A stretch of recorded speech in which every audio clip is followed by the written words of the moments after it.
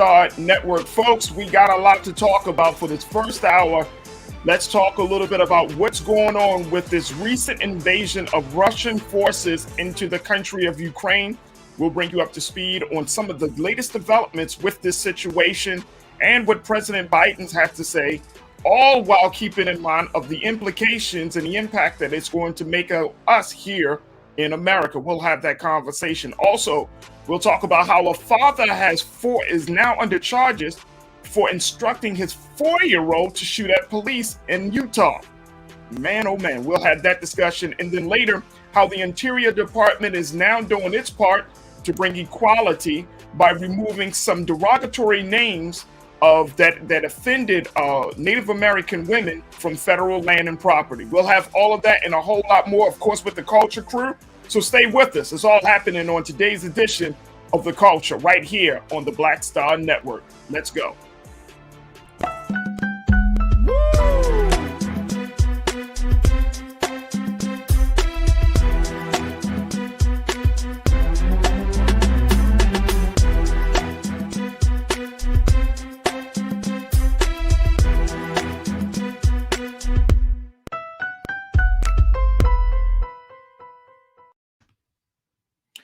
Folks, thank you so much for tuning in to The Culture here on the Black Star Network. Folks, we got to jump right into it because things are developing and moving fast it has been announced earlier today that Russia has officially invaded the country of Ukraine.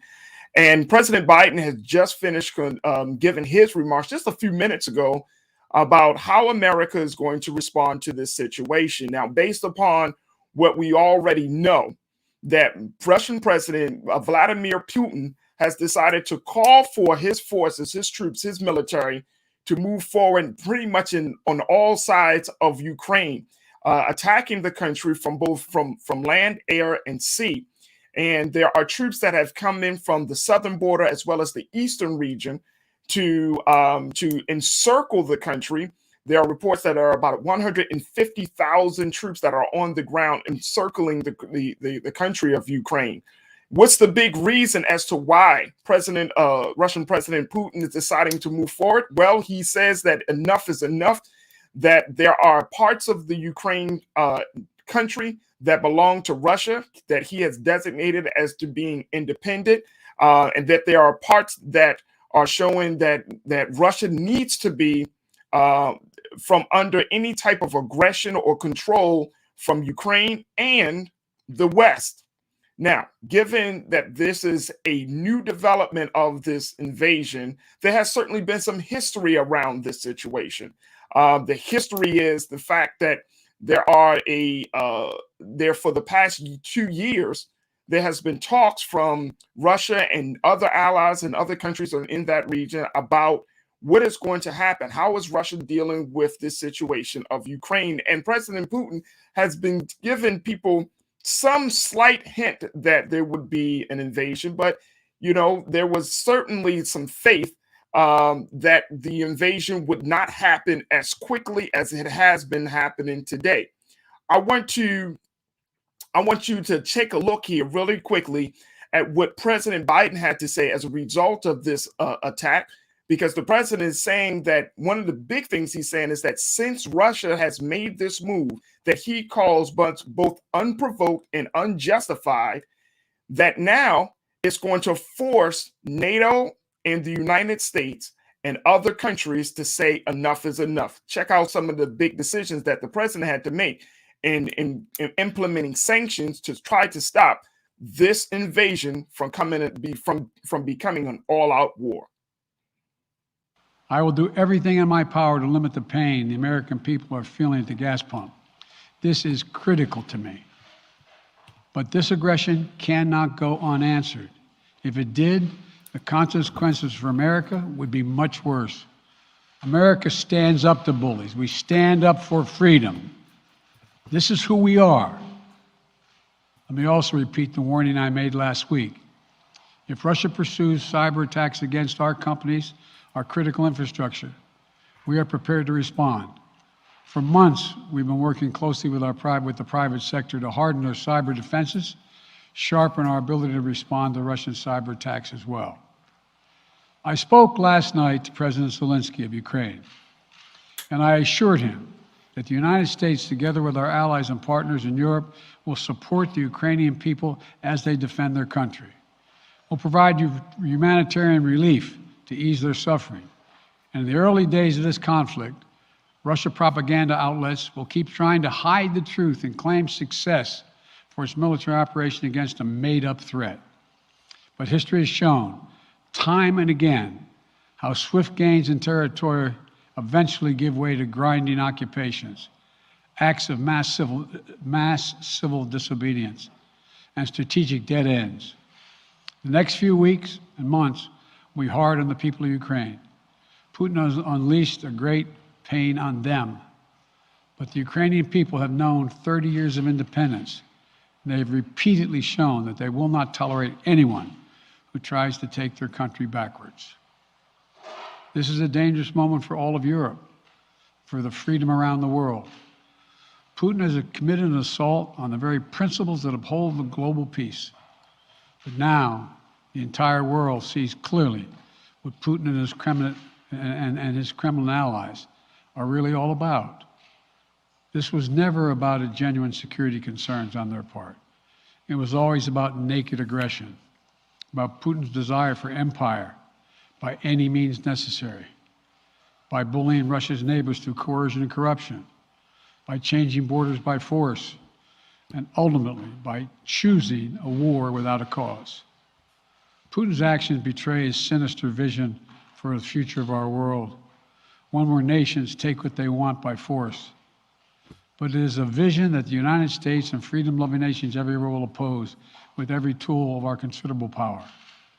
The United States and our allies and partners will emerge from this stronger, more united, more determined, and more purposeful.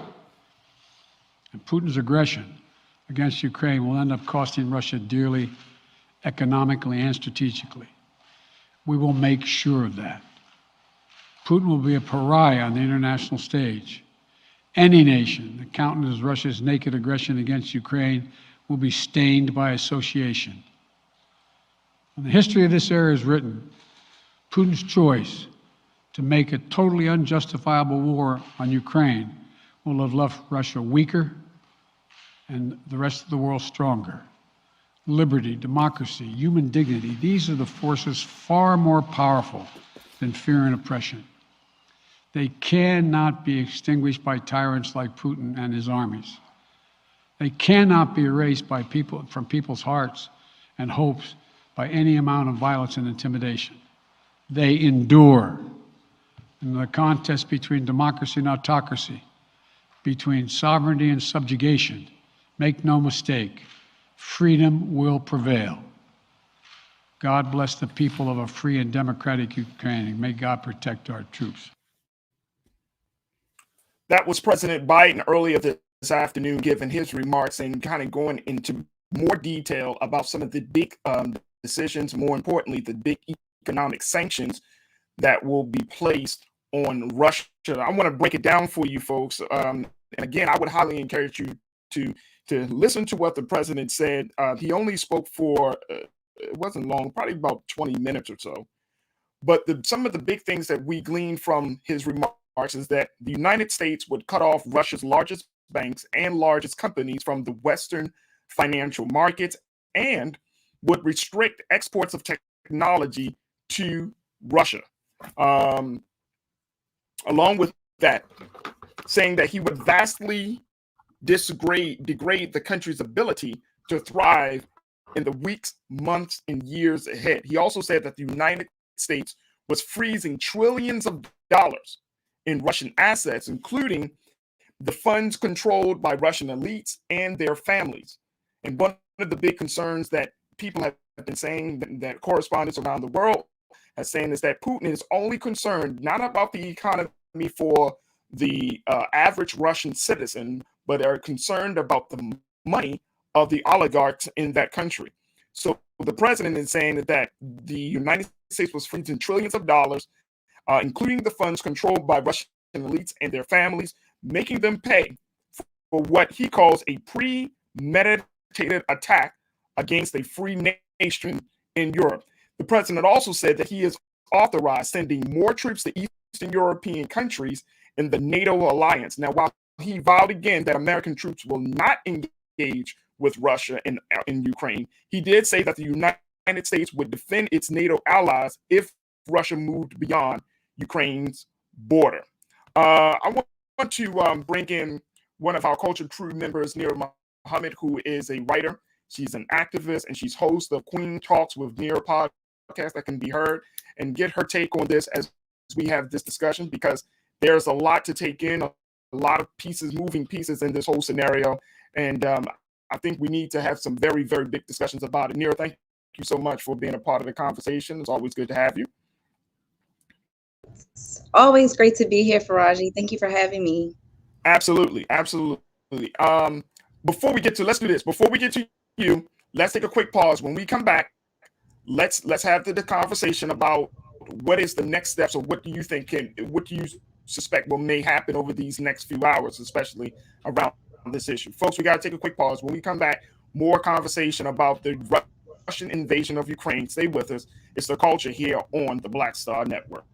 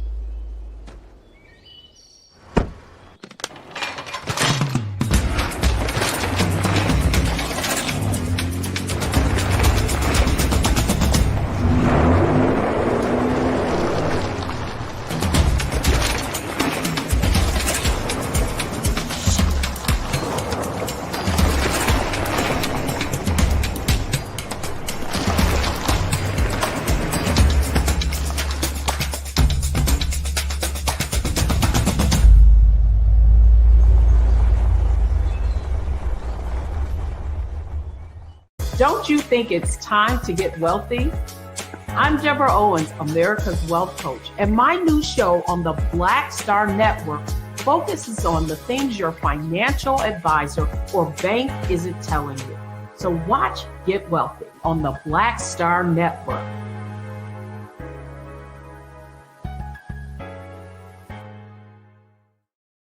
Pull up a chair, take your seat.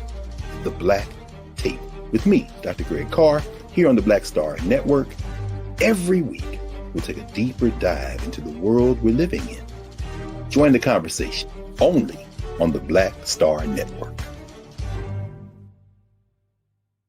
Hi, I'm Dr. Jackie Hood Martin, and I have a question for you. Ever feel as if your life is teetering and the weight and pressure of the world is consistently on your shoulders? Well, let me tell you, living a balanced life isn't easy. Join me each Tuesday on Black Star Network for A Balanced Life with Dr. Jackie.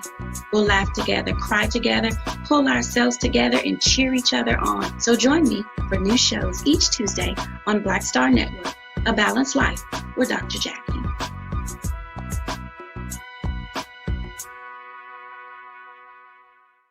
Folks, Black Star Network is here. Oh, no punches! I'm real revolutionary right now. Support this man, Black Media. He makes sure that our stories are told. Thank you for being the voice of Black America, Roland. Stay black. I love y'all. All momentum we have now, we have to keep this going. The video looks phenomenal. See, this difference between Black Star Network and Black-owned media and something like CNN. You can't be Black-owned media and be scared. It's time to be smart. Bring your eyeballs home. You dig?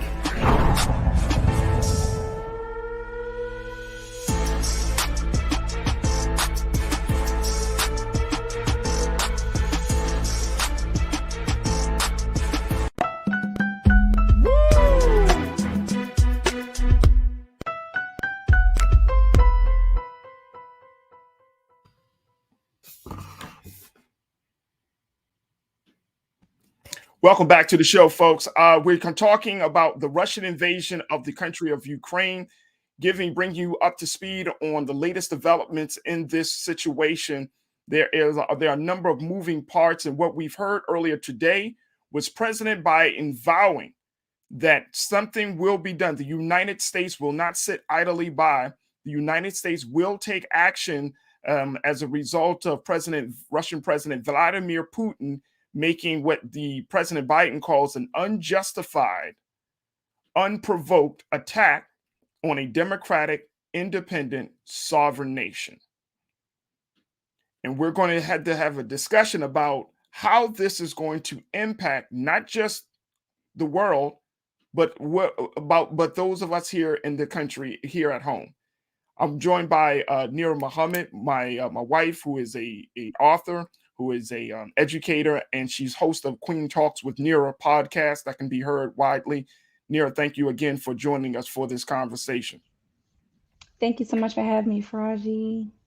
Absolutely, absolutely. This is a very interesting moment that I think we are finding ourselves in. And when we look at all that President Biden said in his address earlier this afternoon, I mean, there seems to be, and I think people are going to be kind of like very nervous about how this thing is going to play out. What's your take on this? I want to first start off with the fact that there are so many different reasons as to why this war has started. I thought it was interesting because I said Obama. Biden pointed out that Putin, felt as though Ukraine, had nuclear weapons, or there was some reason, there was some safety measures. There's weapons that we've never found. But then I was looking at USA Today, and they're saying that Putin claims the objective of the attack is to defend the Russian speakers in Ukraine. That's one reason. Then there's another reason. Putin said he views the prospect of Ukraine joining the Western military alliance a hostile act. Then, as I was watching NBC News today, analysts are saying that Putin started this war because he doesn't like the leadership or the president in Ukraine. So that's 4 different reasons right there, or excuses rather, that Putin has now given as to why he's even going to war with Ukraine, which already shows us that there's something more going on. There's something nefarious going on. As Biden pointed out, this is about Putin wanting more power, wanting more land. So all these different excuses and reasons that were given, it's a big red flag that, NATO may have to get involved. NATO's already moving troops into Eastern Europe. They have not landed in Ukraine as of yet, but this is something where even U.S. troops are being called into Eastern Europe. So I think this is something that, we may be thinking like, oh, we're in America, this doesn't affect us. This does affect us. This affects us on so many different levels, from our economy to gas, oil prices, to inflation, to trade, our economy. I mean, there's so many different layers to this. So we really need to be paying attention. We need to have our eyes wide open, because our troops are also going to be sent into Eastern Europe, and they're on standby. It may have to go into Ukraine. Yeah, I mean, that's the concerning part for me, Nira.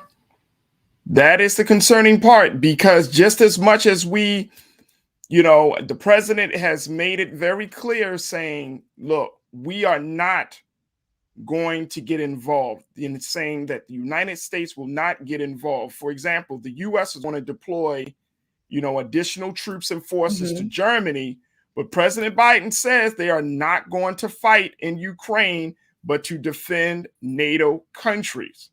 Yep. And one thing they're already surprised at how far Putin went into Ukraine. They didn't expect him to go in as far as he did. So Putin is already showing off a little bit. He's already kind of like throwing it out there to see, okay, let me see how far I can go and see what the response is going to be. When analysts were asked, and this is coming from NBC News today, when they were asked, well, why did he go as far as he did and stop where he stopped? The response was, because he's waiting to see what NATO's response is going to be. He's waiting to see what the UK's response is going to be. He's waiting to see what America's response is going to be. So this is a game of chess for Putin. This is something that he's wanted to do for a very long time. Be damned of what's going on in Russia. There are protests happening right now in Russia, because not everyone is for this war. And we have to think about that. This is not going to be a situation where everyone in Russia is like, oh, yes, take over Ukraine. There are a lot of people in Russia who have family that live in in Ukraine. So this is a situation where they're on the fence. They're caught in the middle because these are two countries that have very, very close relations. These are two countries whose cultures are very, very intermingled. So there's a lot of moving parts in the situation. Neil, what do you take from the fact that, and I agree with you, there are a lot of moving parts, but what do you take from how this whole how President Biden is handling this situation? And again, this is constantly evolving, and we know that things can certainly change, but the president is really, instead of sending troops, he's cutting off money. He's cutting off financial institutions. He's already said that he's cutting off Russia's largest financial institution, which is the Cyberbank, and 25 of subsidies from the U.S. financial system. Mm-hmm. I mentioned that, he's planning to freeze the assets, the trillions of dollars worth of assets to elite Russian families. Do you think that's enough to stop the bombs from dropping? Absolutely not. Someone was actually just asked this question, and they just pointed out that Putin has a lot of gold. A lot of the people that are backing Putin has a lot of gold. They have a lot of money. They don't care at this point. Right now, they don't care. And also SWIFT, which is a big part of Biden was asked, why is SWIFT not being cut off? If you don't know what SWIFT is, it's pretty much like Venmo for the world. It's a way of trading money. It helps the economy. It's not going to happen. The UK is saying they're not for cutting off SWIFT. Why? Because that will negatively impact their economy. So when you have a situation where there are a lot of countries or a lot of our people that are part of our countries that are part of our alliance and a part of NATO, that are saying, hey, we can't cut this off because a lot of our economy, including China, is wrapped up in Russia. So that's something that we have to look at. I think that Russia expected these changes to come. I think they expected America to respond in the ways they did. So I think we're going to have to be a little bit more aggressive. Yeah, I think we're going to have to be very, very aggressive. But I think my biggest concern is when we're talking about cutting Russia off on money, the other big concern is, of course, the cyber attacks. Mm-hmm. The cyber attacks are very real. We saw Russia's power back in the 2016 election. We saw it again in the 2020 election, when the cyber attacks were at its height. And we know that Facebook and social media has played a huge role, and unbeknownst to them, that they were used as tools for Russia to infiltrate, to put out various messages that were for President Trump and in other places. So the cyber attacks are real. And when the president, I know he said it in his press conference today that he's going to get to the bottom of the cyber attacks, that he's going to deal with that issue. But he's not as concerned because he feels confident about the money. But the cyber attacks, how concerned should we be about cyber attacks at this point? I mean, cyber attacks are a real thing. Right now, the cyber attacks are happening in the Ukraine, even down to the school systems. So when you think about, people are like, okay, well, it's not money. It may not be the banking system. But when you think about the disruption of even the school system, that's pretty scary, because that's when you start to get into the day-to-day lives of even children. So if they're, taking it that far to disrupt school systems, we should be worried. We definitely should be worried. I will say social media has, in some cases, been playing a positive role in what's going on, because I just learned today that TikTok has been very, very, and I mean, just like the people of Ukraine, the everyday citizens have been really capturing what's going on the ground and posting to TikTok. Yeah. I just found out that TikTok is actually now the #1 social media platform in the world. I did not know that. So I do think there are negatives and positives to social media. I think a lot of social justice movements have gotten off the ground thanks to social media. So, in some ways, we know social media can be a gift and a curse, but right now it's looking like TikTok is being very helpful, because it's helping us to really see what's actually happening. And it's from the perspective of the actual citizens. Absolutely. Absolutely. Folks, we're going to take another pause. When we come back, more conversations about this attack in Ukraine by Russia. I'm going to share with you some more of your I wanted to share with you some more of your comments about this situation. And we're going to continue to have our discussion with Culture crew member Neil Muhammad. So stay with us. A lot coming at you for the second 30 of the Culture right here on the Black Star Network. We'll be right back.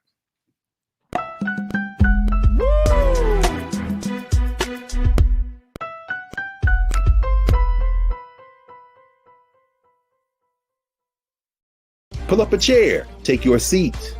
The Black Tape with me, Dr. Greg Carr, here on the Black Star Network. Every week, we'll take a deeper dive into the world we're living in. Join the conversation only on the Black Star Network.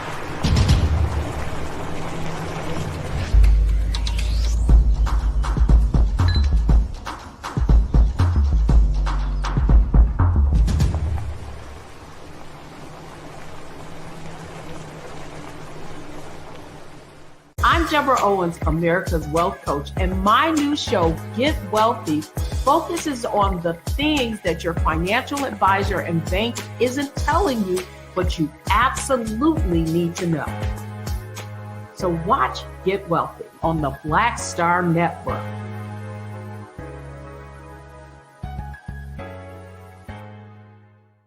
Folks, Black Star Network is here. Oh, no punches! I'm real revolutionary right now. Support this man, Black Media. He makes sure that our stories are told.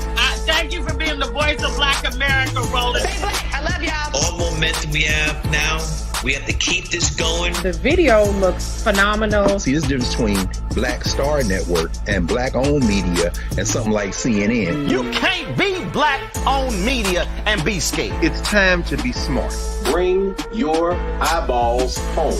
You dig?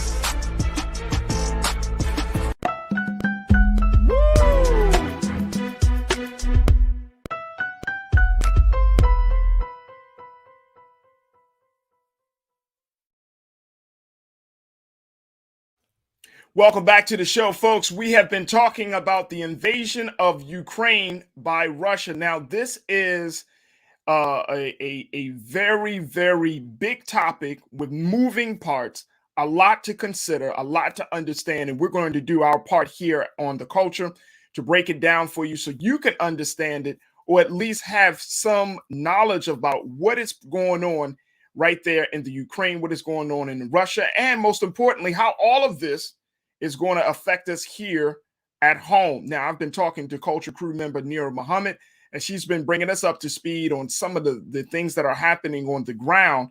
But then you got to also think about what the president has said. I want to play for you once again, for those who haven't had the opportunity to hear President Biden's remarks earlier today, just a small excerpt of President Biden and what he plans to do now that Russia has invaded Ukraine. Check this out.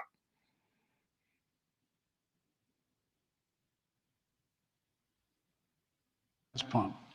This is critical to me. But this aggression cannot go unanswered. If it did, the consequences for America would be much worse. America stands up to bullies. We stand up for freedom. This is who we are. Let me also repeat the warning I made last week. If Russia pursues cyber attacks against our companies, our critical infrastructure, we are prepared to respond. For months, we've been working closely with the private sector to harden our cyber defenses, sharpen our ability to respond to Russian cyber attacks as well. I spoke last night to President Zelensky of Ukraine, and I assured him that the United States, together with our allies and partners in Europe, will support the Ukrainian people as they defend their country. We'll provide humanitarian relief to ease their suffering. And in the early days of this conflict, Russia propaganda outlets will keep trying to hide the truth and claim success for its military operation against a made-up threat. But history has shown, time and again, how swift gains in territory eventually give way to grinding occupations, acts of mass civil disobedience, and strategic dead ends.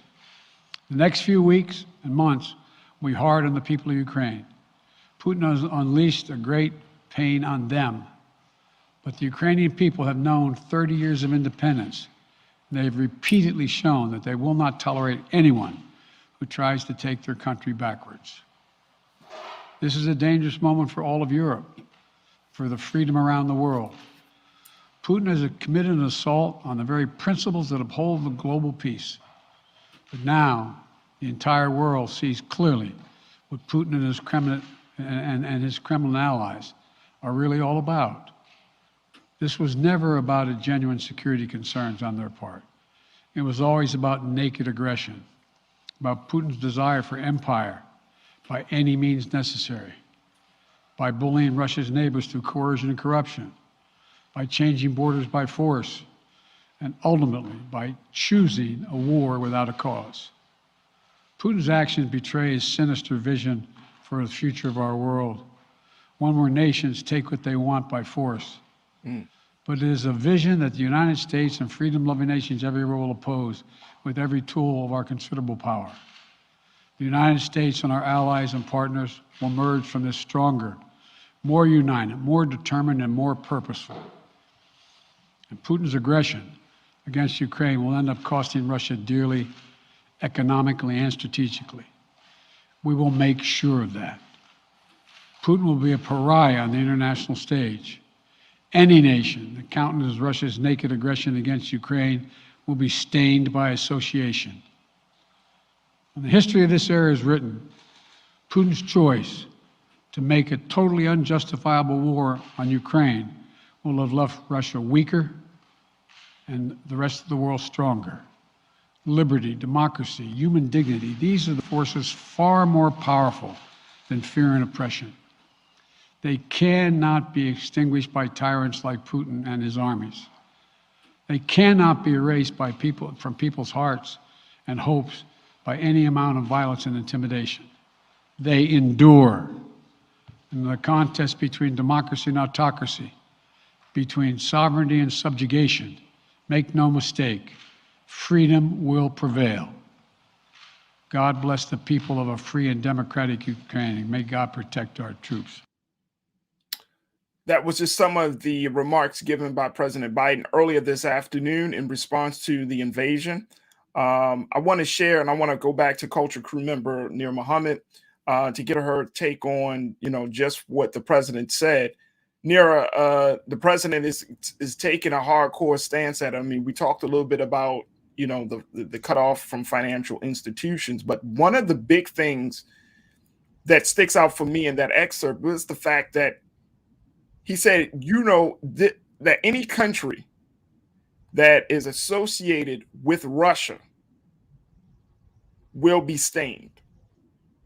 Mm-hmm. Then he took a historical perspective and saying that this, you siding with Putin at this point is going to be, basically he's saying like you're going to be on the wrong side of history. Mm-hmm. Is it too early to have this part of to say that? Is that premature, or is this setting up an antagonizing situation where the United States may be dragged into another world war?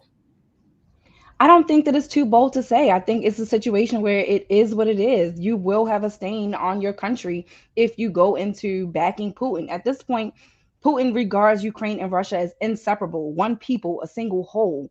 That's the whole purpose of this. He simply wants Ukraine to be dependent in one nation with Russia. That is not a reason to invade a country. This is about power. This is not about, a fear that the Ukraine is going to hurt Russia. No, they're not. They're simply wanting independence of Russia. Russia doesn't want that. And they're saying, okay, well, I'm going to move right in. It's giving me Kanye and Kim vibes. I mean, seriously. You just decided, oh, you want to leave me? I'm going to move across the street.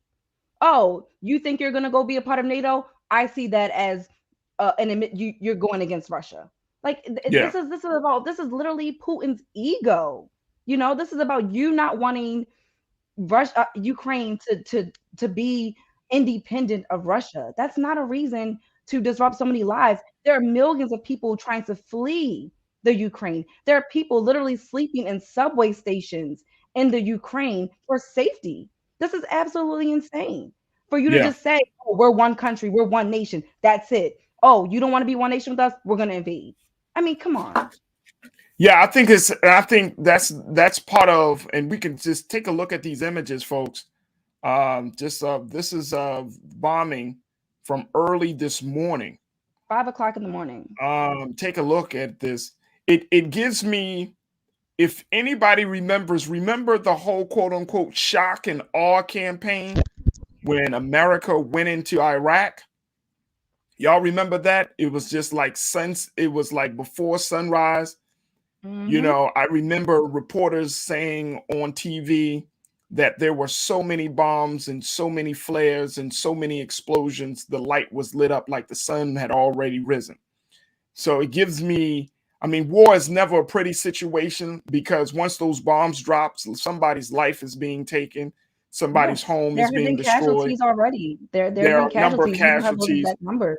Absolutely. And I'm going to pull up those numbers. But the other part of this, and this is something that I think we need to put out there, dear, is the fact that there are a number of thousands of protesters have already taken to the streets and squares of major Russian cities, from Moscow and other cities across the region, to protest the fact that President Putin was wrong to make such a decision, and to wake up to the fact that their government is bombing a country that they have seen and have been told is a quote unquote brotherly country, a brotherly nation.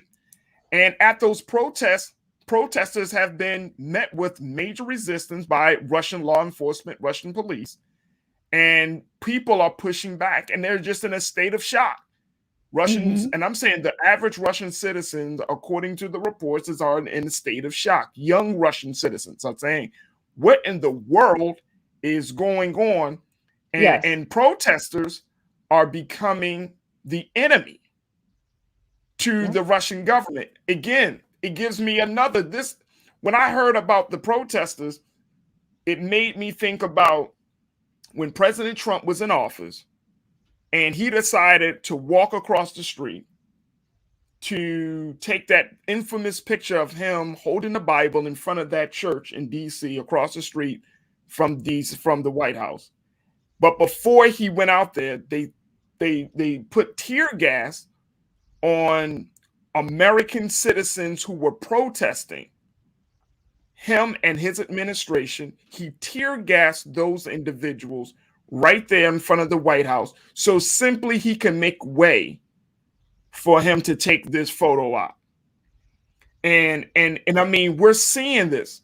We're seeing that when citizens are rising up against their government, they're being met with heavy resistance. And we're seeing this type of behavior. And I'm wondering, how long will the people take on this type of governance? How long will the people continue to just allow this to happen? I mean, that just goes to show how important having a democracy is. Putin has literally been in power for over 20 years in Russia. So he's not a new leader. He's been there, as I just said, over 20 years.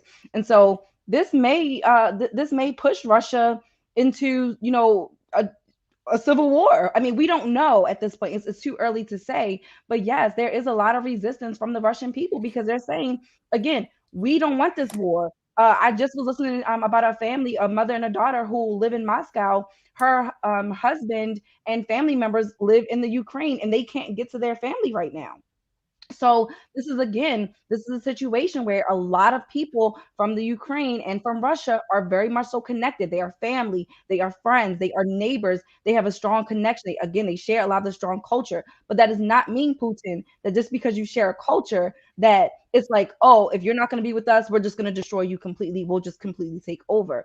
That is not the way that, democracy works. And so we probably will see a change come out of Russia in the near future. We may not, but that is something to think about, because the people are saying this is not what we want, and Putin is saying, I don't care, this is what I want.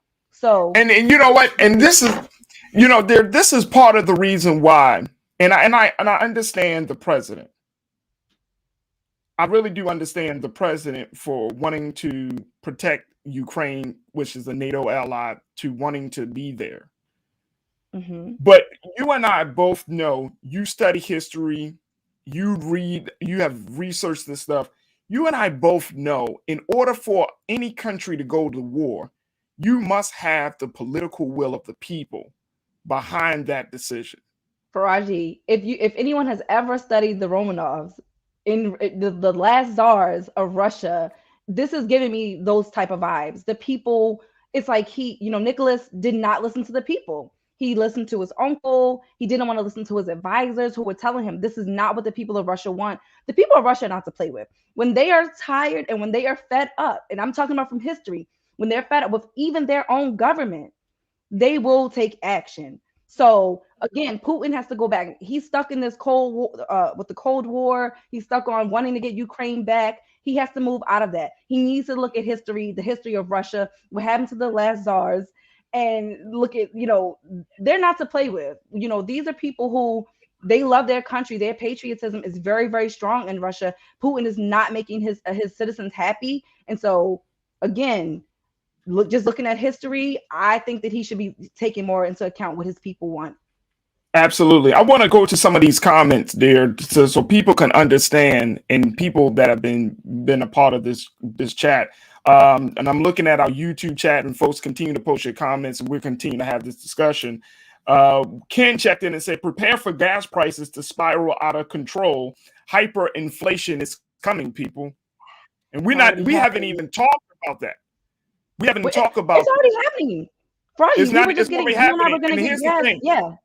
Here's the thing, that America, when it comes in terms of producing oil, America, we're one of the top 3 areas, the top 3 countries for producing oil. It's America, it's Saudi Arabia, it's actually Russia. Mm-hmm. Russia is there, folks. As of right now, everybody knows this, and it's been reported today. Market has gone down. Oil prices about to go up. So regardless of what part of when oil prices go up, when oil prices go up, we have to think about how many other systems that affects. We've already been talking about the price of food going up. I believe the company that owns like Kellogg's, what is that company called? The big the company that owns like Kellogg's and a bunch of other organizations, Capri Suns, so many things that we buy and we put in our kids' lunch boxes every single day. We just got a notification that the cost of all those items are going up. So you go to the store now, there are juice boxes that I can't even find. The shelves are bare, and you have to think about how that affects things getting delivered. A lot of these things will take a lot of big trucks, a lot of trucking companies. If oil prices are going up, that also affects how quickly things are getting to, your local supermarket. You have to think about how that also affects our economy. So again, American citizens, we may be thinking, oh, this is happening in Russia, this is happening in the Ukraine. This does not affect us. It does. It affects us down to what you are putting in your child's lunchbox and how much you are spending on the food that you eat, how much money you're spending on the gas that you put in your car. This affects us on so many different levels. We have to stay woke, for lack of better words, because again, these things are trickling down to the very things that we use every single day. A10 Warthog says American kids going to defend someone else's border, and Democrats are just fine with that. Meanwhile, on the southern United States border, COVID pouring in. I don't know what that means, because COVID is coming from everywhere. So I'm not sure what that means, A10. But the fact of American kids going to defend someone else's border, that is something that the president has said that is not planning to happen as of yet. I mean, of course, in any warlike situation, folks, or any war, things change rapidly. Decisions are made. One decision is made today, another one can be made 12 hours from now. Y'all know it like that. I know it. Nira knows it. We know that. So we really do have to be prepared for the unexpected. Hardboy said, look, the U.S. always sticks its nose in everybody's business and World War III would be on U.S. hands, keep in mind the media lie and only show a half biased side of the news to ignite the flame. Nira, I want to get to you, and I'm Hardboy. I appreciate you saying that because I do think it's important that in 2022 that we are very cognizant and intentional about where we get our news from, what sources we use. We have to be intentional about making sure that we do. If you see something posted on social media, that you fact check that that story. How do we make sure that in the midst of all of this news and quote unquote that we don't become victims of propaganda, we don't become victims of lies, and then we start acting on those lies and propaganda? Oh my goodness, it's the same thing that I tell my students. Anytime you're looking up something or you're learning something new, you always cross-reference it. You never, ever, ever use simply one source. You always cross-reference it. Personally, I don't like to cross-reference with just two sources. I like to go into 3 to 5, but I'm a Virgo and I'm a kind of an overachiever. So when I go down that rabbit hole of research, I really go down that rabbit hole. But you really do have to look at some of those more reputable news sources. If you're looking at a news source that, you know, it could be just an op-ed, it could be an opinion piece, that's something to think about. Who's given this op-ed? Who's given this opinion? Why does their opinion matter? It could, you know, this could just be someone sitting in their living room just making up stuff and spreading, you know, propaganda, or it could be a journalist whose research is on the ground running and they're giving you a firsthand op-ed about what they're seeing on the ground. So again, you have to look at your sources. You have to check. I personally like to use like USA Today. There are a lot of different sources that you can use. But again, I like to use the more reputable ones. And I also like to use multiple different ones. I don't ever just look at one source and take what they say as face value. You have to check multiple sources.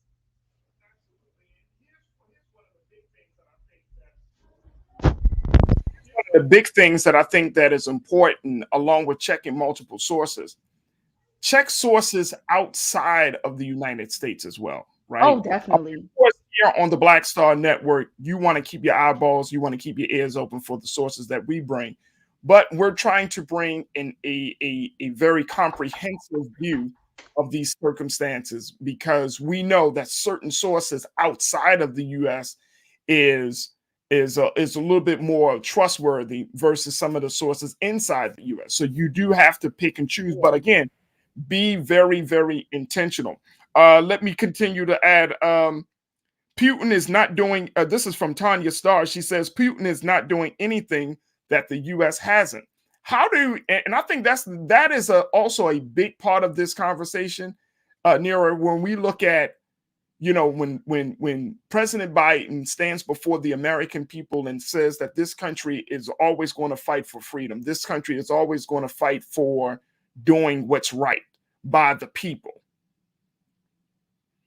As Black people in this country, we have to now have to deal with this double identity that we have, which is we are a part of this country, but then we are also victims of this country because we do know that this country can speak of moral goals and high values, but then at the same time do some shady stuff. How do we reconcile between those two moments in a moment like this? I mean, we have to look at it and take it for face value. We know the horrors of our country, we know the history of our country, but that is not what's on the table right now. That is not the issue that is at hand at this moment. I think that we have to spread a little bit of humanity as well.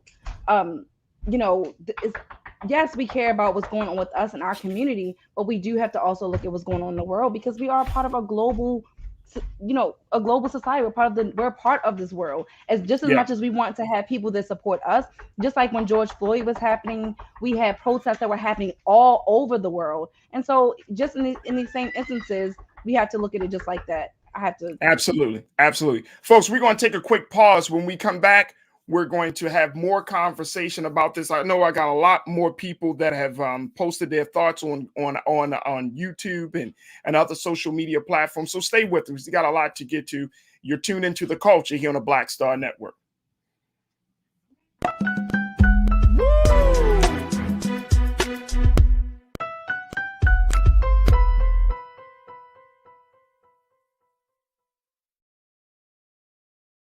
Don't you think it's time to get wealthy? I'm Deborah Owens, America's Wealth Coach, and my new show on the Black Star Network focuses on the things your financial advisor or bank isn't telling you. So watch Get Wealthy on the Black Star Network.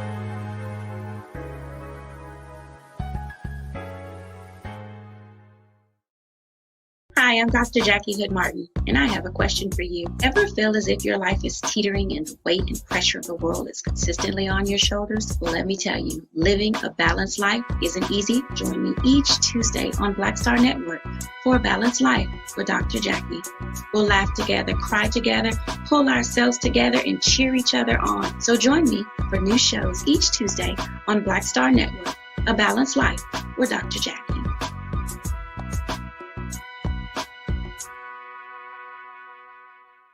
Pull up a chair, take your seat. The Black Tape with me, Dr. Greg Carr, here on the Black Star Network.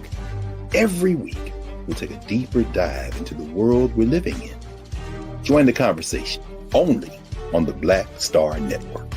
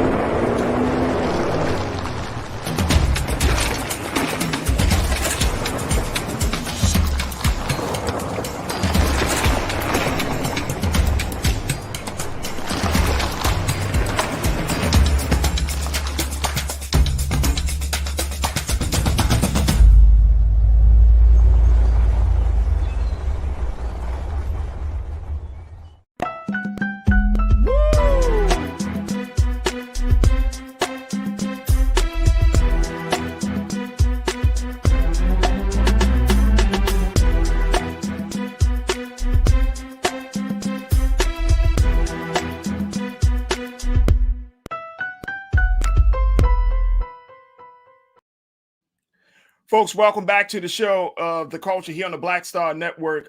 For the second hour, we want to continue to have our conversation about this very, very important and big situation of Russia invading the Ukraine and what this means for us here back at home in America. We've been talking to Culture Crew member Nir Muhammad, and now we're going to be joined by Dr. Gerald Horne, who serves as a professor at the University of Houston.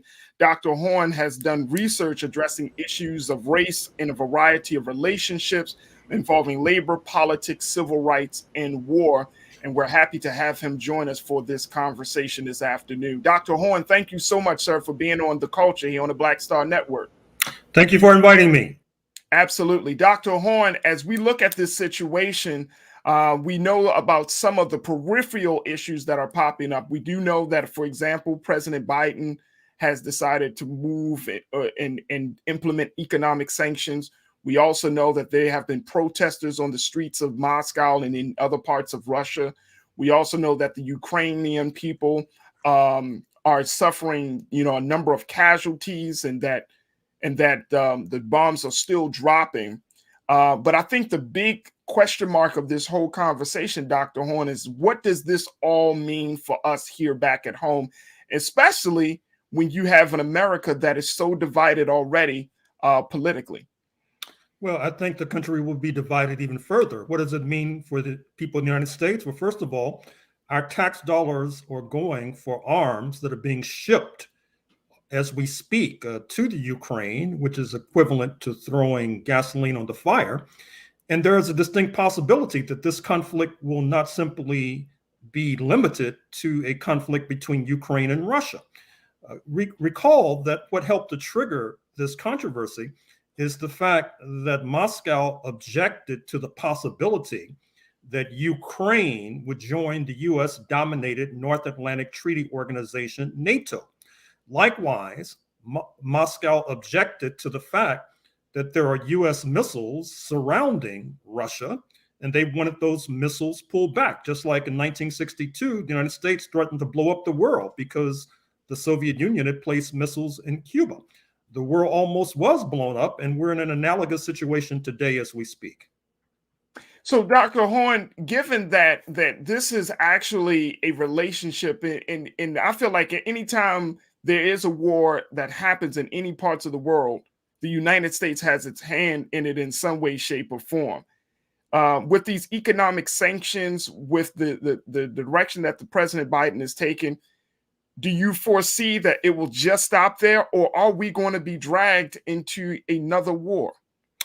Well, another war is a distinct possibility, but this may be the mother of all wars because we're talking about two nuclear armed forces, Moscow on the one hand, Washington on the other. But even if a war does not take place, I think you also need to bring into focus the giant that is lurking off screen. I'm speaking of the People's Republic of China. I think that if we survive this crisis, future historians will well ask, how was it that Washington, beginning with Obama and Hillary Rodham Clinton and continuing with Biden, kept talking about a pivot to Asia and confronting China, which by some measures has a larger economy than that of the United States, but yet somehow Washington keeps getting detoured and now is bogged down on this Ukraine-Russia border, which means that if things go in this direction, China might be the ultimate beneficiary of this conflict. And how significant is that? Can you break that down for our watchers, Dr. Horn? How significant is it that we make sure that China stays in a place that benefits the United States? How significant is that? Well, even before this conflict, it's possible to say that that is not in the cards, I'm afraid to say. Sometimes it's difficult to reverse the tides of history. Recall that this week marks the 50th anniversary of Richard M. Nixon, the then U.S. president's journey to China, where he helped to effectuate an anti-Moscow coalition with China. And in return, China received massive foreign direct investment from the United States. Entire manufacturing plants floated across the Pacific that has now created this juggernaut. As noted, even before the crisis of today, it was unclear if the United States would be able to reverse that particular trend. Now, with this brush fire erupting on the Ukraine-Russia border, it becomes even more difficult to predict that trend will be reversed. That is to say, somehow trying to keep China out of the passing lane, or in fact, exceeding the United States of America. And with that, I mean, because for some of us may know that the relationship between the United States and China is a very close relationship. We're getting everything from products and services. And, you know, like you're saying, China has actual ownership in this country. And so, you know, the question was asked, I remember, to President Biden earlier today, and after his remarks, you know, he was asked, Mr. President, will you try to convince China to not get involved? And he said, I can't speak to that right now. Well, he can't speak to it because I doubt if it will happen. Recall that it was just a few weeks ago, on February 4th, 2022, at the opening of the Beijing Olympics, you saw a boycott, diplomatic boycott that is, by the United States and its allies. But front and center with President Xi Jinping of China was President Putin of Russia. They issued a 5,000-word statement that basically suggests that this is a new alliance. And going forward, you're going to have a face-off between the North Atlantic Alliance, which has been dominating world politics for hundreds of years, speaking of the United States and its Western European allies. But there is a new kid on the block, if you like, that is to say this Xi-Putin alliance. And it's unclear to me which alliance will prevail. Certainly, it's difficult for the United States to confront China because you'd have to confront Microsoft, Apple, GM, KFC, Tesla, all the other U.S. corporations that are so heavily invested in the People's Republic of China. So to a certain extent, from Washington's point of view, if you want to get at China somehow, you have to do it through indirection. That is to say, by weakening its closest ally, which happens to be Russia. So give us a context, Dr. Horn. How scary would it be for a China-Russian alliance? How scary would that be for the United States? Well, it depends what the United States' intentions are. If the United States' intentions are peaceful, well, it should be no problem. However, that has not been the recent history of the United States of America. I need only remind you of Afghanistan, Iraq, Libya. You have a lot of blather on the media nowadays about how this being the first eruption on the European continent since World War II, since 1945. They must have forgotten what happened a few decades ago in the former Yugoslavia, when the United States bombed Serbia into smithereens and helped to serve as midwife to the birth of a new nation, speaking of Kosovo, over the objection, by the way, of Moscow. And recall as well that the United States destroyed the Chinese embassy in Belgrade during that unfortunate conflict, which was like a punch in the nose to the People's Republic of China. So if that latter trend continues, well, I'm not sure what the fate of the small planet will be. Dr. Hunt, I have to say that this is very scary. This is very scary. Now, I know that another part of your research and your work, sir, is on race matters and race issues in this country.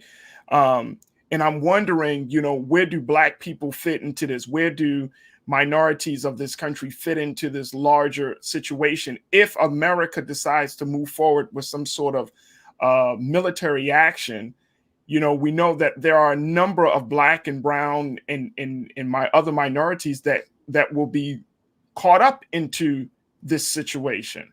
Where do we fit?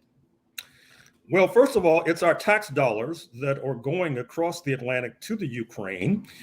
Recall as well that our community is disproportionately hit by homelessness. And it makes no sense, to me at least, to spend money on war and conflict in Eastern Europe when you have tens of thousands, perhaps hundreds of thousands of homeless people, many of whom are Black, who are sleeping outside. So obviously our priorities are in the wrong place. But sadly enough, one of the things that I've noticed in recent years is that there is little attention by many of our political leaders, by many of our intellectual stars, to international affairs in general. They have little or nothing to say about China in the passing lane, little or nothing to say about the rise of Russia in recent years. And so in some ways, this is a case, pardon the expression, of chickens coming home to roost as far as the Black community is concerned. How should we stand? Should we stand in resistance, like we're seeing happening in the streets of Moscow with protesters are resisting? I'm seeing some people even saying, Dr. Horn, that this is not our war, saying this is not a Black people's war. I'm wondering if that's the correct sentiment that we need to have at this point. It depends on what they mean by that. If they mean that they do not want the U.S. government to get involved directly in this conflict, well, I agree with them. But I think that we need to look at the trigger of this conflict. The trigger, to repeat, was the possibility that Russia's closest neighbor, Ukraine, would enter a U.S.-dominated military alliance, speaking of the North Atlantic Treaty Organization, and then would have missiles placed in Ukraine aimed at the capital, Moscow. Now, that is our concern, because the logic of that could ultimately lead to World War III and the extinction of all humanity. So it depends on what people mean by saying this is not our war. I want to bring back Culture Crew member Nira Muhammad, and also we are joined now by another Culture Crew member, Rashad Staten, who is an educator and activist as well. Nira, I want to go to you with your question, your thoughts for Dr. Gerald Horn. What's your question? I just really want to thank him for making the point that, oh no, you guys can't see me. That's weird. Okay, Yeah, you can go to Rashad for 1 second. All right, let's go to Rashad. Rashad, thank you so much for checking in, brother. We've been talking about this invasion by Russia, the implications of it from the relationship that America has with China, America has with Russia, and the impact that it makes on us as the American people. What's your question for Dr. Gerald Horn? Yeah, Doc, my particular question, I think you already nailed on it, is how do we make this global issue more so digestible for our common folk, right? In our communities, while we're being distracted by the realities of a global pandemic, while still dealing with all of the uphills and the barriers and our way of trying to define and find some sustainability. How do we take what this global issue is and the possibility of what we're saying, a World War III? How do we translate this into shop talks at our barbershops, our salons, in our communities? How do we take these high-level interpolitical type of conversation and make it digestible for our young people to see the implications and how it directly impact them in the years to come? Well, I hope young people realize that World War III would mean the extinction of all humanity. That means all of us are dead. Now, I'm not sure how to simplify that even further. Perhaps you have an idea of how to simplify that. But that's basically what we're staring at right now. I mean, hopefully that won't happen. Mr. Biden says that he does not intend to commit troops to Eastern Europe. But as you know, wars oftentimes happen by flukes. They happen by happenstance. It's just like they happen by lies too, Dr. Horn. When they happen by lies. So we have to take this very seriously. I'm afraid to say that our political and intellectual leaders have not been taking these issues seriously. That's why they get paid, in fact, in order to provide some light and leadership. I'm not sure if they've been doing that. And so that's one of the reasons, one of the many reasons we're on the cusp of catastrophe. And Dr. Horn, and that's a great question. And I think one of the other parts about this, Dr. Horn, is trying to figure out, we're in such a deeply partisan, highly politically divided space in this country. And now not only is this coming up during an election year, you have a man like former President Trump, who has basically shown his admiration and basically said, oh my goodness, what Putin is doing is absolutely fantastic. He's a genius, calling him a genius. and even more importantly, this is, and Dr. Horn, you can check me, you can school me, because I'm open to it, sir. But I think that this guy is going to be a huge part of the country moving into a very, very dangerous space, because he got so many GOP members behind him. He scares them. He got them behind him. And at the end of the day, if one of the biggest candidates running for president is siding with an enemy of America right now, and the party that he represents sides with an enemy of America right now, this seems to be, like, the big T word comes to my mind, treason. This seems to be a very high level of betrayal. And I don't know if the country can afford this, nor can they address the double standard of hypocrisy if something is not said about Donald Trump. Well, first of all, Donald Trump received 75 million votes in the last presidential election, 2020. A significant percentage of the Euro-American population actually thinks that he won the election and that the current U.S. president, Joseph Biden, is illegitimate. In fact, in Wisconsin and other states, they're now engaged in maneuvers somehow to remove Joseph R. Biden from office. Certainly, if the Republicans retake the House and the Senate in November, there will probably be impeachment proceedings against not only Joseph R. Biden, but Vice President Harris as well. Place that on top of this international crisis, and obviously you have a recipe for continued unrest, continued instability, and at the same time, bearing down on Washington is a truckers' convoy, not unlike that which tied up Ottawa, Canada, due north for weeks on end. Just a few days ago, in fact, to a certain extent, it's continuing. You saw Trump hats, you saw Confederate flags, you saw neo-Nazi paraphernalia. So we're in a very serious situation right now in the United States of America, and I'm not even sure if our community is ready for it. Is there a way that we can get prepared? It's hard, because it's like you've been smoking 3 packs of cigarettes for 30 years, and then you show up at the doctor and ask for a miracle cure. I mean, it did not, this crisis did not begin overnight. It's been going on for decades. The lack of political education has been going on for decades. The inattention to international affairs has been going on for decades.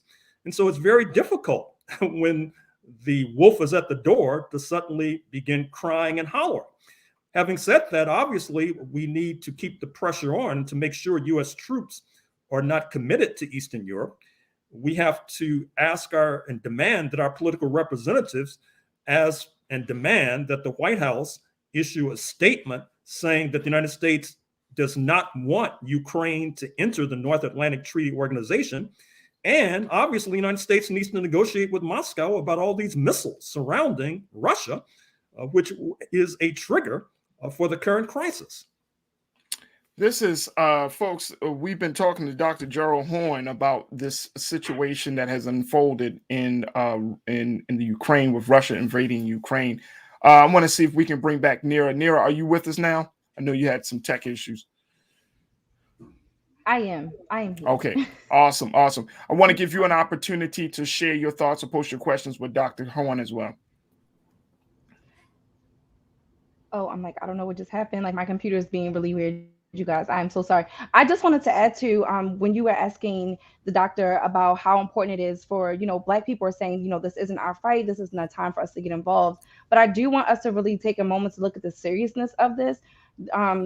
Russia has over 6,000 nuclear weapons. We in America have over 5,000, I believe 5,550 as of January. As he mentioned, if we go to a nuclear war, this is very serious for us. This is like Don't Look Up, the movie. Like, this really could destroy humanity. So while we may say, oh, this isn't a Black or fight, this is not about color. This is about humanity. This is about the human race. So again, a nuclear war would be disastrous for all of mankind. So we got to stop always thinking about things as being Black or white and really look at what this means for us. And again, this war, as I mentioned earlier in the conversation, has trickled down to even our pockets. So we may not feel like we're directly impacted by this, but if you drive a car and you have to put gas in it, you're impacted. If you go to the grocery store and you buy groceries, which I'm pretty sure most of us do, you are impacted. Anytime our economy is affected by the larger global economy, you are impacted. So we have to get out of this thinking that we can live in these little bubbles and that, what's happening in the rest of the world doesn't affect us when it does. Dr. Horne, can you speak to that about the fact of, putting it in black and white terms and in terms of the people, that this is a human rights issue, not just a black and white issue, and more importantly, that our livelihoods are going to be upended because of this move across the waters? Well, Sister Nira is right on. I mean, obviously, gasoline prices at the pump are going up. I saw a headline the other day that said it's over $6 a gallon in Los Angeles as we speak. Russia is a major energy producer. You might have noticed that as of this moment, the Europeans, who are heavily dependent upon Russian natural gas and Russian petroleum, have not put sanctions on those two sectors. If they are compelled to do so, I could easily see the price of gasoline a gallon at the pump going up to $7, $8 a gallon.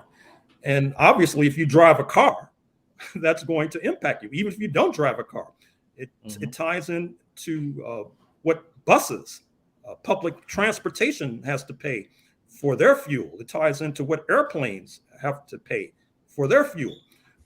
There is one unitary market with regard to natural gas. In these waning days of winter, if you heat your home by oil or natural gas, you may have to pay more. I mean, I think that this idea that you can sort of blockade a good deal of the world and say it's not a Black issue, that's the sort of thinking that's led us to the brink of the catastrophe in the first instance and needs to be done away with right now, full stop. I'm in awe, sir. I'm really in awe, Dr. Horne, because, at the end of the day, I think that a lot of us, we're in a time where we're not just conversations, but when we see these type of events happening in the world around us, we don't take enough time to say, wait a minute, hold up. Everything else gets muddled into it. We're worrying about entertainment stuff. We're worrying about sports stuff. We're worried about all of these other things. But when a situation like this is right there front and center, and I think to Rashad's point, was said earlier, we're not paying attention. We're not paying attention. And I'm seeing some of the responses from your early remarks, and one of our viewers and watchers say, well, can we really say World War III? Is this just kind of clickbait that we're using such a language for? You're laughing. Well, I hope that person is correct. I hope that this does not occur, but it would be naive to have command of the airwaves and talking about this very critical crisis and not raise the specter, as Sister Nura Muhammad said, that on the one side, you have a country with 5,000 nuclear warheads. On the other side, you have a country with 6,000 nuclear warheads. We also know that Russia has these hypersonic missiles, which I understand is not part of the U.S. arsenal, which gives them even more of an advantage.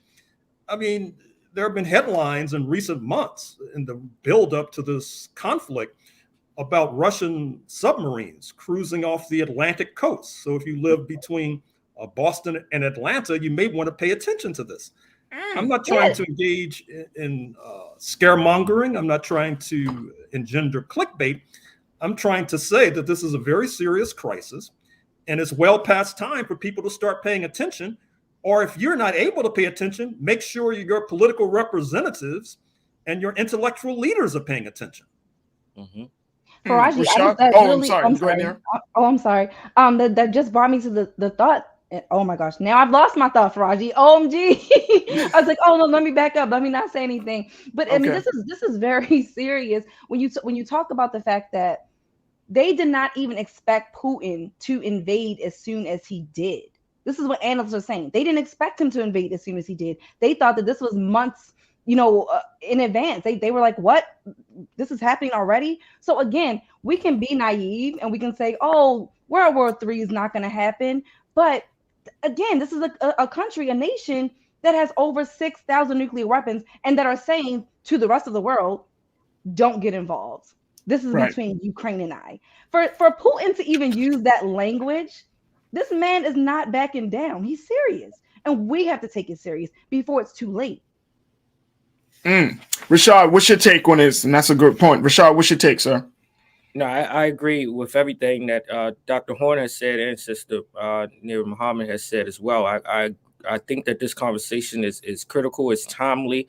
I love the fact that we are making it make sense and using plain language in those that are not as politically informed, because it is an issue, and the fact that it is being diluted through other things. And the work that I do across the city with young people and young adults is that it is being muzzled by the other things that are streaming on their timelines that are not being lifted up through algorithms and other things that attest to people's interests, right, in their capacity to stay focused on what is of the higher order. I think this is critical in itself, and I think that these conversations need to continuously happen because, like Dr. Horn said, there is close proximity to our direct lives and where we are stationed and living at right now in the United States, that we will be impacted directly and immediately and in real time right now for these implications of other countries and the possibility of war and what the involvement of the U.S. will be. Again, like we said in previous conversations, that politics needs to be made simple to the fact that we all understand what is being pieced out at the tables, right? Because we're all at this table for some reason. But if we're not aware of what we're dieting and what's on the menu, then when you look up, we are the ones that are being feasted upon. And that's one of the big things I think, Rashad, that we all have to kind of keep in mind is that, you have a generation of folks that are not politically savvy. They don't understand the foreign policy. And Dr. Horn, when people are listening to our discussion today, I'm sure that many people are asking the question, well, what do I do? Are there any organizations or are there any institutions that we as the American people can say, we want to voice our concern. We want to encourage this government to use the best of intelligence and diplomacy before getting into an egotistical spat with this Russian leader. I don't think that people want to go to war, Doc. I really don't think that the American people, we're not ready to go to war. I don't believe we have the capacity to go to war at this point. We certainly don't have the political will to go to war at this point. How can people address this and let the United States government know that regardless of what happens, do not bring the United States into this war? Well, your point is well taken. What we're doing on the air right now is a gigantic step forward, but obviously this discussion we're having needs to be replicated and duplicated in student unions and student organizations and tenant associations and labor unions in particular, because labor unions in this country are a sleeping giant. There are more Black people who are members of labor unions than civil rights organizations. They pay dues regularly, oftentimes monthly, sometimes weekly, and oftentimes they have lobbying arms in Washington, D.C. But unfortunately, oftentimes they do not address foreign policy, or if they do address foreign policy, they take the wrong position. So we have a lot of work to do, and I'm happy that you've invited me into this important discussion, and I certainly look forward to speaking with your audience again. Dr. Gerald Horne, we are so happy and we're thankful that you've taken time out of your busy schedule to talk to us, to give us some insight and to give us some guidance on how to move forward with having this conversation, and most importantly, some of the big things we need to look out for. So Dr. Horne, thank you so much, sir, for your time. We truly appreciate it. Thank you for inviting me. Absolutely. Folks, we're going to take a quick pause. When we come back, more conversation. Stay with us. It's The Culture here only on the Black Star Network.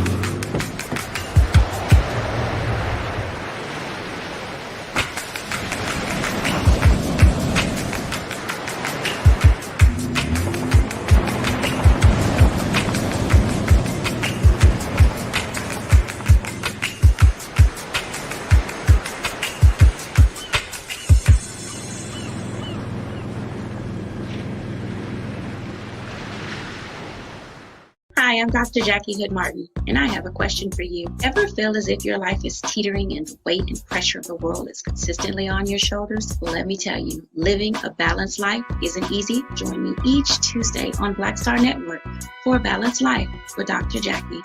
We'll laugh together, cry together, pull ourselves together, and cheer each other on. So join me for new shows each Tuesday on Black Star Network, A Balanced Life with Dr. Jackie.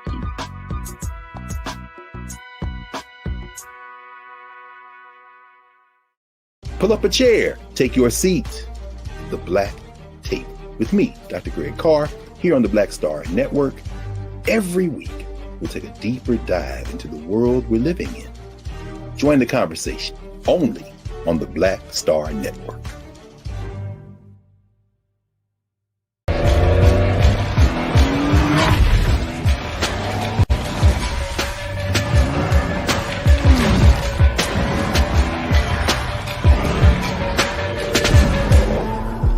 Folks, Black Star Network is here.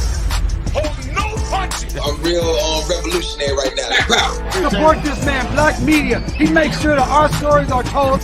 Thank you for being the voice of Black America, Roland. Stay black. I love y'all. All momentum we have now, we have to keep this going. The video looks phenomenal. See, there's a difference between Black Star Network and Black-owned media and something like CNN. You can't be Black-owned media and be scared. It's time to be smart.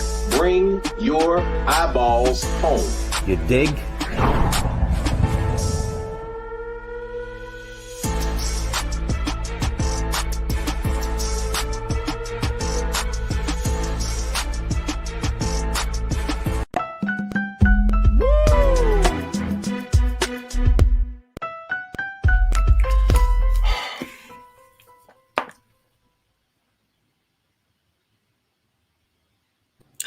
Folks, welcome back to the show. I want to bring in my culture crew member Rashad Staten because I think that the discussion that we just had with Dr. Gerald Horn is very important. I want us to move on to another story, but I just feel, Rashad, that that people understand the severity of the situation, and we just can't. I know it's very easy. Let's also bring back culture crew member Nira Muhammad. I know it's very easy, crew, for us to act as if certain things are not happening, right? But I just can't help but to feel like this doesn't feel like a controlled situation. Correct.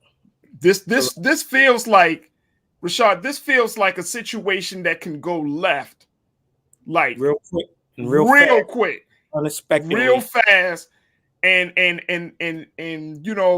as I see people chatting on our YouTube page and on our Facebook page, and people are talking about the history of these countries and these nations and the relationships and the dynamics of power, I'm not too sure if this situation is going to really stay calm enough where America will not be pulled in. Yeah, I agree. I agree with you, brother Farajii. I think what we as Americans must do, regardless of the color line or what hue that we have, is understand the country in which we are and the stature of our country, that America itself is not the leading country or the number one country in a lot of different factors in which we once were. We're not the military giant that we once was, that we have other countries that have built their fortitude in military expansion and global expansion and also economically, as well as far as even academics, that America, what we once pride ourselves on, is now in a competitive nature that a lot of our power has been minimized or reduced over the last 50 or so years, that we must be vigilant, that if we are to still carry this big brother mentality in foreign policy, that we must be really honest with ourselves. Is, are we ready for it? And is the American people informed enough to make the conscious decision and informed enough to hold our elected officials from the federal government down to our electoral personnel, that we're mindful that we want to be on the right side of the ladder, right? And these direct implications is one in itself. I think and we are often so, I want to say, Americanized, that we think that nothing can directly impact us. But in this situation, we will be directly impacted, in which we are. So how do we begin in these conversations that we don't get distracted by who scored enough points in this sports competition, that we're talking about how politics and foreign relations is going to impact what's in our refrigerators, it's going to impact our educational system, it's going to impact all of our ways of life that we have often took for granted, that we can no longer take for granted in the real time, which is now. I would agree with you. And Nira, I want to, when we think about, and I keep going back to using this word because I just feel like at the end of the day, this is going to create a ripple effect. The implications of all that we're seeing coming from Moscow, Washington, from Kyiv in the Ukraine. I mean, the implications of everything it feels, I could be totally wrong, but it feels like we about to carry on a burden on our shoulders that we aren't prepared to carry. It feels like we're in a time right now, and we're still in the middle of dealing with mask mandates. We're still trying to figure out, we got an election coming up in the next few months for a lot of these things, and now we're on the precipice of being drawn into a war. It feels heavy, Nira. It feels heavy because it is heavy. The world is changing. The world is changing. So we have to change along with it. We have to be cognizant of what's going on. I think Brother Rashad said it he said it so eloquently. We have to wake up. Down to our refrigerators. What we put in our refrigerators is being impacted. Our day to day is being impacted. Inflation is happening. And guess what? That minimum wage, that $15 minimum wage, that still isn't really enough for many Americans to even afford a 2-bedroom apartment. So we have to be cognizant that these things, we don't think that they impact us, but they do on such a deep and fundamental level.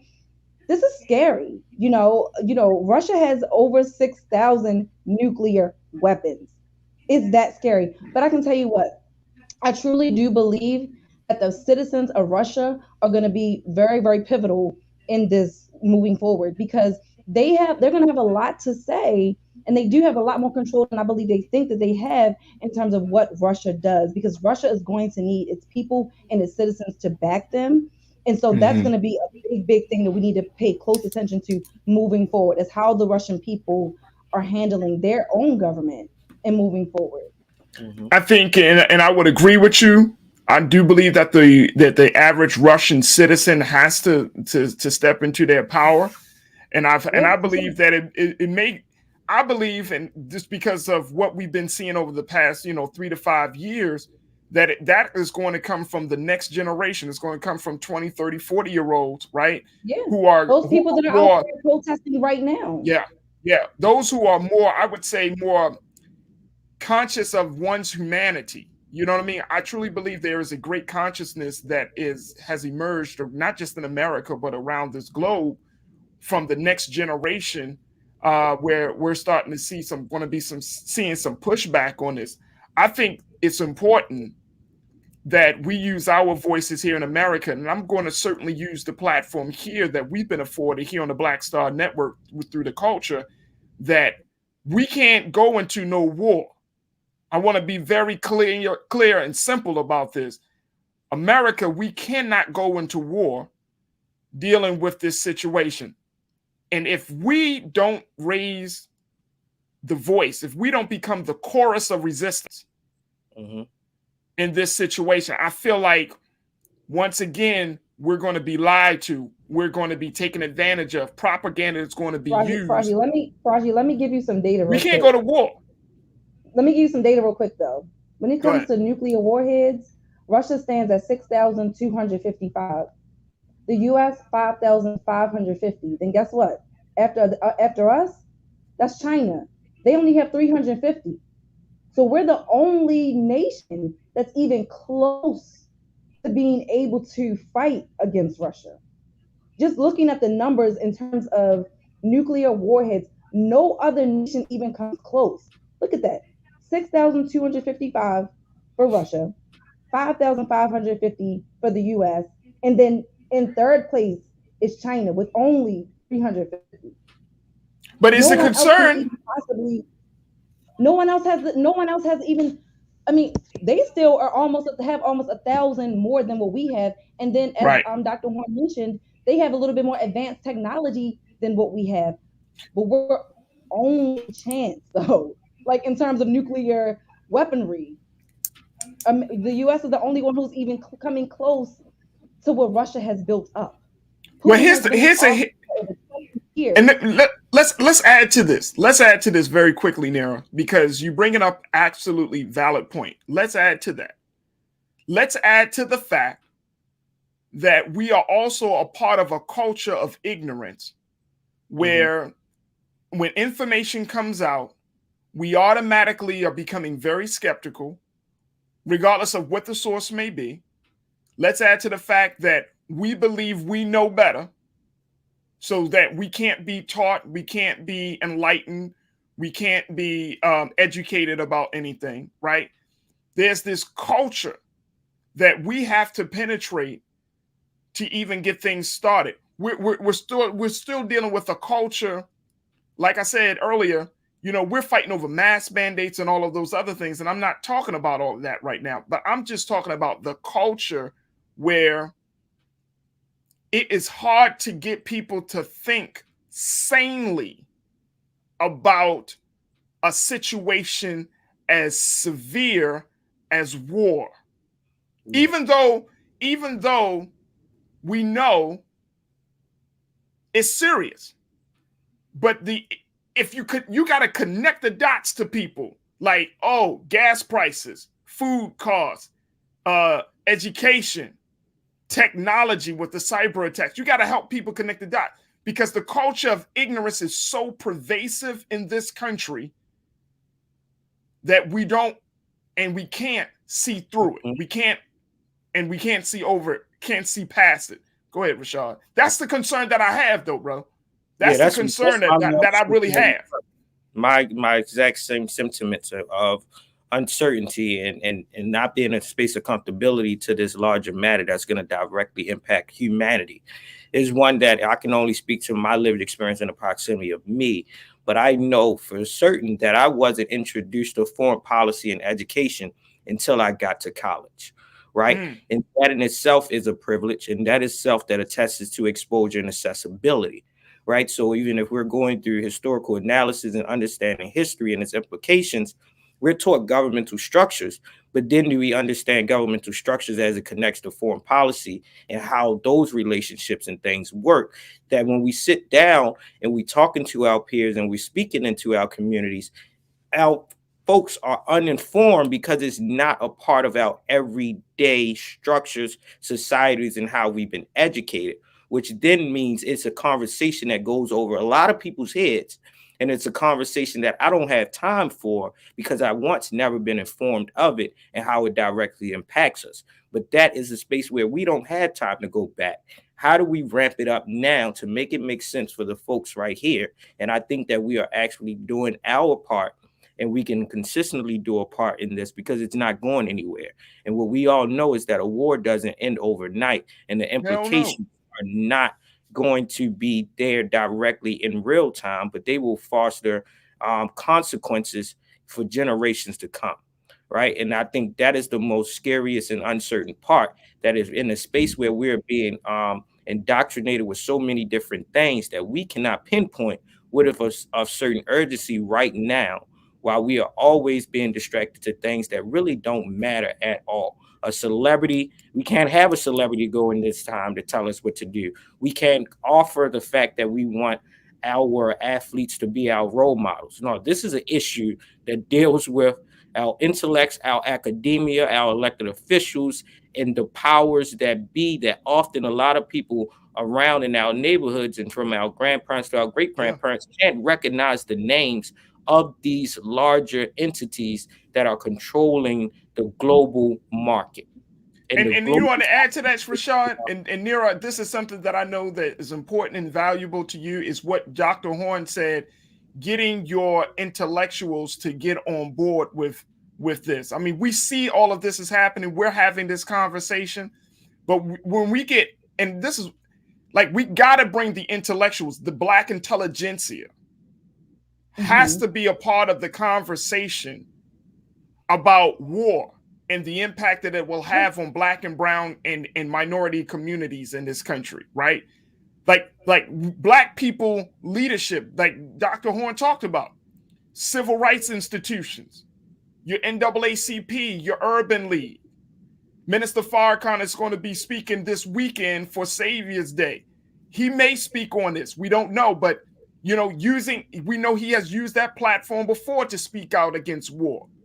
I mean, these things, there has to be a chorus from every aspect of Black life, the Pan-Africanness, those who are fighting for reparations. Hell, the conversation around reparation, it ain't going to go so far because all the money is being spent on war. And when we talk about how we're not impacted by these wars, this isn't our fight, this isn't our problem. When you look at it from that lens, you start to realize, well, wait a minute. If the money is going to war, then how can we have a conversation of reparations? So we are directly impacted by these issues. We can pretend that we aren't all that we want to, and I gotta say, we've been a little bit spoiled because we've been in a war with Afghanistan for God, how many years? 20 years.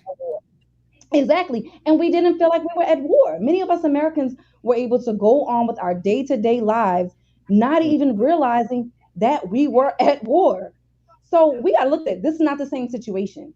Russia is not Afghanistan. Russia has nuclear power, the most nuclear power than any other nation in the world. So this is not to be taken lightly. This is not a game. But I also want to show our people some grace. Because again, as Rashad mentioned, we didn't even learn about foreign policy until we got to college. So we do have to show our people a little bit of grace, and we do have to rely on those institutions and our elected officials to keep us abreast with what is going on, because our people are operating from a space of ignorance, and not because they don't want to know, but simply because they aren't educated on it. And look, let me tell you, our people. Look, and not to interrupt. I'm just saying, by the God's permission and grace, I want to continue to use this platform to put out there. And, you know, just like we saw the ongoing conversations about COVID, I hope that we can get those brilliant minds to talk about war and the impact that it has on the Black community, right? On all different levels, because this is just the very beginning. This is just the tipping point. But we gotta bring those voices on to show people, to show our people, and to show other communities and groups of people that this ain't the move right now. I don't see it being the move, but I mean, look, if we don't stand for something, what's the old saying? If you don't stand for something, you're gonna fall for anything. And at this point, don't give us the okie doke and use lies and use deceptive tactics and create a narrative of evil and other propaganda to influence us to go into a war that we may not be able to win. That's the thing. That's the thing. Because guess what? And people say, well, why are you concerned like that? Because guess whose bodies are going to be on the front line? It ain't going to be the senators' sons and daughters. It's going to be the poor, Black people, Latinos, and white people. This is going to be the misinformed of the nation. It's going to be the ignorant of our people. And I'm not saying ignorant to throw shade. I'm saying those who just don't know, who thinking that they come and going to serve the greater interests of the country only to be used as pawns. Man.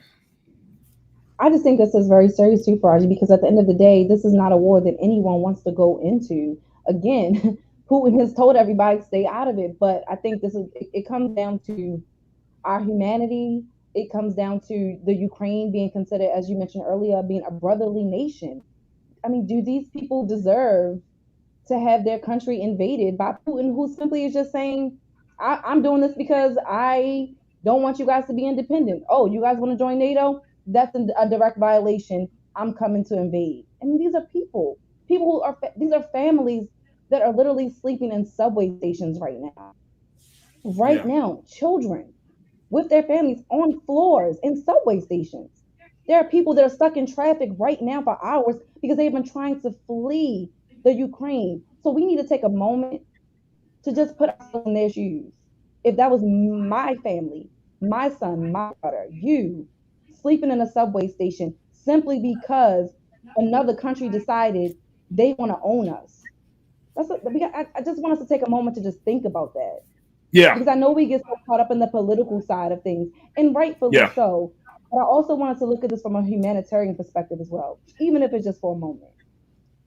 Yeah, I mean, I think we do need to kind of step up and to use our to use our empathy, right? To understand what folks are going through. And for me, Rashad, it's not about the color of your skin. You know, I think, you know, we all have been what's the word? Educated, for lack of a better word, right? About the trials and the struggles and the tribulations of Black people in this country. Each one of us here, we know that. But then when you start to look at the struggle of Black people, and then you learn about the struggle of other people, your struggle of Black people should not prevent you from feeling the pain of other people. Yeah. You know, this conversation reminds me. I always say it's nothing new under the sun. It seems in a space of now of the war in Vietnam, right? When we had our actual intellects, our civil rights leaders, our athletes all taking a firm stance, and it was an unconventional and an unorthodox stance at that time because they tried to call them treasons, a fact of treason for not going into favor with that leadership of the country wanted at the time, but understood the humanity of what we were dealing with on our own soil to understand the humanity of the implications if we were to invade others and cause that same war. And I think what we need now is that same type of leadership, that same type of approach of speaking outside of just ourselves, but speaking on the whole larger picture. That no, this war in itself will have implications, and we're still living through the implications of the Vietnam War, right? Come on, brother. Understanding that while we're still dealing with the loss of billions of people from our Afghanistan war through our invasion when we went into Iran and the other things, that do we really have the capacity, the bandwidth, and the humanity to still deal with this and going into war when we're dealing in a global pandemic, in a fight that, yes, America has to have a role, but do we take it into a role of military weaponry? That may not be our stance. That may not be the most advantageous way in a space where we just don't have it as a people. And like you said, maybe this conversation is something that will be resolved with a next generation that is ideal towards humanity itself. But the old guard approach in the way in the world is now, one of the two got to give. Because at this point, we are continuously being bombarded and pulled in polar opposite directions that no one has a clarity on what the world will look like tomorrow. To wake up today and that the bombing of the airport in itself being on my timeline just mad. Come on, brother. It went straight into prayer, right? And this was not a prayer for me, but this was a prayer for the world, right? Because this is a world issue. And this is a world issue, brother. And Rashad, I couldn't agree with you more, dear brother, because you know, at the end of the day, man, like we know suffering firsthand as Black people, right? And I mean, nearer to your point, you imagine waking up and you hearing bombs over your house, man. Or I mean, seriously, look at these images. At the end of 5 o'clock in the morning. Like, and you know what I mean? Imagine if you're waking up for prayer, for meditation, for yoga, and you hearing bombs over your home, man. All because of a lust, an inordinate lust for power. I mean, this thing gets so deep. And it's not just a political, like you said, Nira, it's not just a political thing, but it's also in the thinking of an individual who believes that, you know what, I can go in and I can destroy it. And this is it. And look, we can talk about we are one sovereign. We are one land. But see, check this out. For him to even say that, it's like you're delusional. And but here's the thing, though. The thing is, that same mind existed in the United States of America. United States of America, Farajii. You see what I'm saying? Africa. You see what I'm saying? All of Africa was literally broken up, and no leader from Africa was in the room at the table. So this is not something new. Rashad, you know, you can attest to that too. The colonization of Africa. This is what Europe does, though. This is what Europe does. Europe decides, I want this piece of land. I'm gonna take it. This is not new. How do you think America became America? They decided to invade this land. They decided we're gonna take it from the native people, and they did. If you look at Africa, you can literally look at a map of Africa and you can see which parts of Africa were broken up and taken by which country. They literally had sat at a table where all the figureheads from around the world sat down and discussed Africa with not one African leader in that room. Not one. And they took it. And look, and can we bring it up, dear? Can we bring it up to modern times? France still owes money. Can we? And exactly, and let's bring it up to modern times, because this is and just to add to what you're saying to that history. Remember when America went into, and this is look, folks. So I know this is getting to be a deep situation. We got a few moments left in the show, but do y'all remember how the neocons of this country talked about the Middle Eastern region, and how they were planning to go into the Middle East and destroy Saddam Hussein. They destroyed America destroyed and killed Muammar Gaddafi, and set the circumstances. They didn't kill him, but they created the circumstances. And I mean, see how they gone into the Middle East and just disrupted the the Muslims' way of life in the Middle East. We seen that, you said, in Africa. We've seen Nicaragua. We've seen Nicaragua. We've seen it down in South America. Black community. And look, and come on. Let's talk about the fact of the move bombing of in Philadelphia back in 1985, I believe. And they still trying to regain and restore. Farajii, you could break this joint down. I mean, we're breaking this thing down because we could talk about Rosewood. We could talk about all of that. Black communities that have been destroyed. This is the nature of a people. And look, we know firsthand. We know firsthand when wickedness gets into power, what the end result will be. And I'm saying that to be very serious, crew. And I'm saying it to all our watchers, that we have to be the chorus to raise up our voices to say, enough is enough, America. Enough is enough to the hypocrisy, to the injustice. I mean, whether you're talking to Russia or whether you're talking to America, or whether you're talking to anybody, but enough is enough. And I know if this country gets closer to war, I was always taught by my leading teacher that if you get too closer to war, that your voice will start to get muted. You can't speak out. So we have to be cognizant and use the daylight while we can to speak out against any injustice. Because the injustice that we have experienced in this country has prepared us to be the very necessary freedom fighters to fight the injustice all over the world. Folks, I got to stop right there. I want to thank my dynamic culture crew.